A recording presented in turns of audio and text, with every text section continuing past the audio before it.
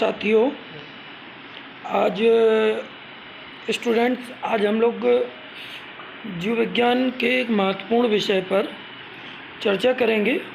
और जीव विज्ञान का वो महत्वपूर्ण विषय जो होगा वो प्लाज्मोलिसिस या जीव द्रव्य कुंचन जो टॉपिक है उस पर आज हम लोग चर्चा करेंगे। मैं शुरू करूंगा, उसके पहले आप सभी से निवेदन करना चाहूँगा कि आप सभी हमारे चैनल इंस्पायर एक्सीलेंस इंस्टीट्यूट को अधिक से अधिक सब्सक्राइब कर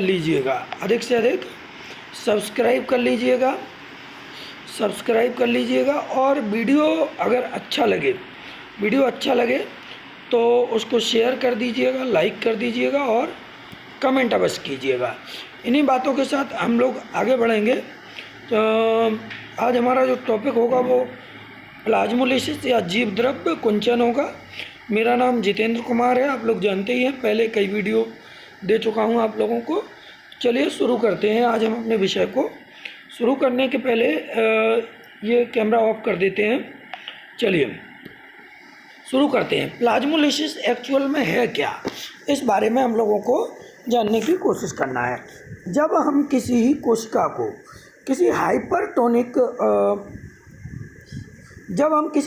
को किसी अति पराश्रयी घोल या हाइपरटोनिक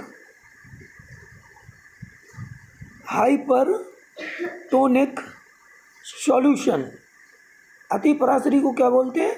हाइपरटोनिक सॉल्यूशन में जब हम किसी कोशिका को रखते हैं तो उस कोशिका का जीव द्रव्य क्या होता है, सेल वॉल से सेपरेट होकर सिकुड़ना प्रारंभ कर देता है, मतलब श्रिंक हो जाता है। इस क्रिया को प्लाज्मोलिसिस कहते हैं। इस क्रिया को क्या कहते हैं? प्लाज्मोलिसिस कहते हैं। इस क्रिया को प्लाज्मोलिसिस कहते हैं। जब हम किसी कोशिका को, किसी सेल को एक हाइपरटोनिक सॉल्यूशन में रखते हैं और उसको हाइपरटोनिक सॉल्यूशन में रखने पर उसका जो प्रोटोप्लाज्म है, जीव द्रव्य है प्रोटोप्लाज्म, वो प्रोटोप्लाज्म क्या होगा? वो प्रोटोप्लाज्म सेल वॉल से सेपरेट होगा। किससे सेपरेट होगा?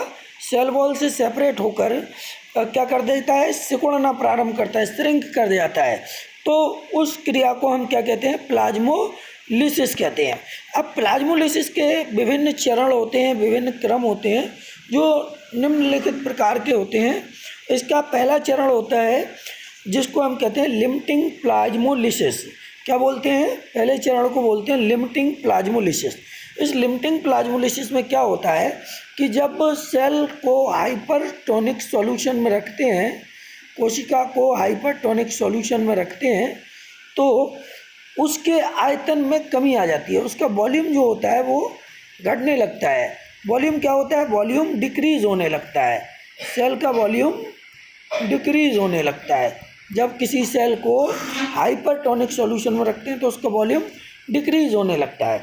और ये क्यों होता है? क्योंकि एक्सोऑस्मोसिस की क्रिया होती है। इसमें क्या की क्रिया होती है? एक्सोऑस्मोसिस, वही परासरण की क्रिया होती है। एक्सोऑस्मोसिस की प्रोसेस होती है।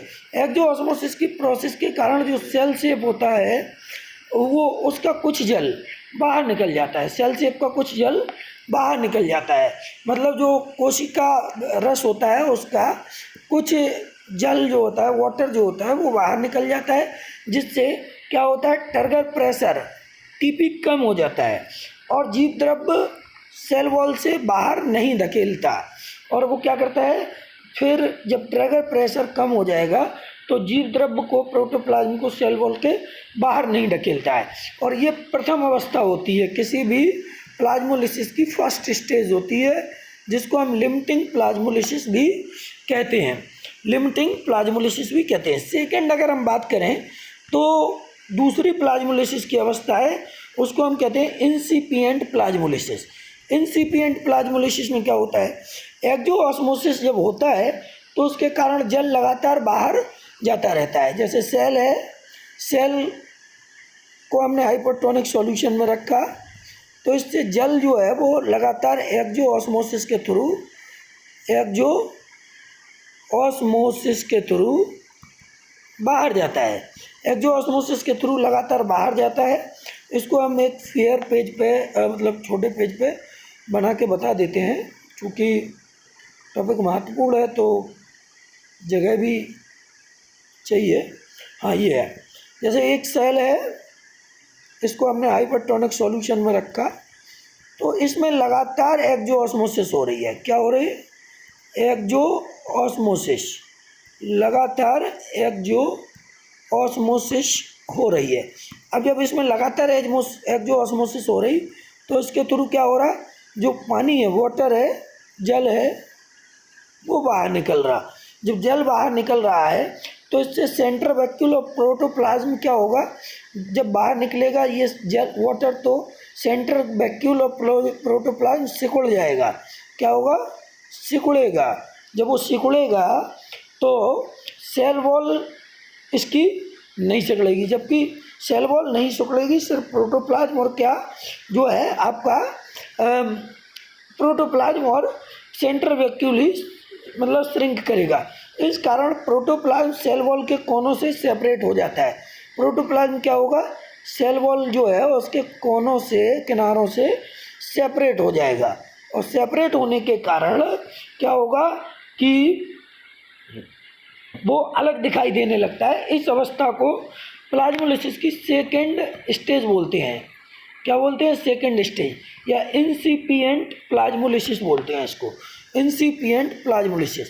इंसिपिएंट प्लाज्मोलिसिस में क्या होता है कि बहिःपरासरण द्वारा या एक्सोऑस्मोसिस के द्वारा जल का बाहर जाना लगातार जारी रहता है। इससे केंद्रीय रिक्तिका या जो सेंट्रल वैक्यूल है वो और प्रोटोप्लाज्म श्रिंक कर जाते हैं, सिकुड़ जाते हैं, और सेल वॉल नहीं सिकुड़ती है। इसके कारण जीव द्रव्य जो प्रोटोप्लाज्म होता है वो सेल वॉल के किनारों से सेपरेट हो जाता है, और ये सेकेंड स्टेज इंसिपिएंट प्लाज्मोलिसिस कहलाती है। फर्स्ट स्टेज तो हम लोगों को समझ में आ गई, उसको हम क्या कहते हैं? फर्स्ट स्टेज को लिमिटिंग प्लाज्मोलिसिस, सेकेंड स्टेज को इंसिपिएंट प्लाज्मोलिसिस। अब थर्ड स्टेज जो होगी उसको हम कहेंगे एविडेंट प्लाज्मोलिसिस।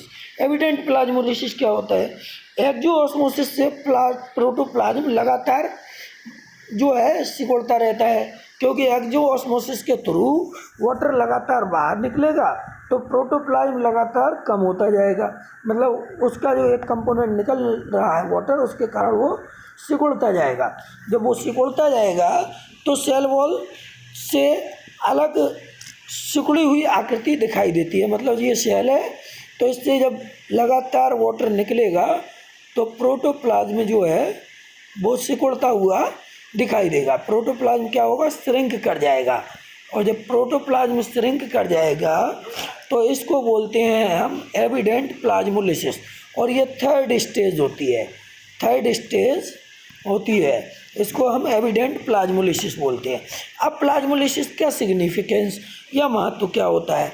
तो पहला महत्व तो ये है कि प्लाज्मोलिसिस के द्वारा या जीव द्रव्य कुंचन के द्वारा क्या करते हैं कि लिविंग और नॉन लिविंग, लिविंग या डेड सेल में डिफरेंस किया जा सकता है, उनको अलग अलग पहचाना जा सकता है। क्यों पहचाना जा सकता है? क्योंकि जो डेड सेल होती हैं, नॉन लिविंग सेल होती हैं, उनमें जो प्रोटोप्लाज्म है उसका वो प्लाज्मोलिसिस नहीं होता है, मतलब डेड सेल के अंदर प्लाज्मोलिसिस की प्रोसेस नहीं होती है। तो लिविंग सेल और डेड सेल या नॉन लिविंग सेल में डिफरेंस किया जा सकता है। दूसरा जो सिग्निफिकेंस है वो है कि इंसिपिएंट प्लाज्मोलिसिस, मतलब जो दूसरी स्टेज थी उसके द्वारा किसी भी सेल का ऑस्मोटिक प्रेशर, परासरण दाब ज्ञात किया जा सकता है।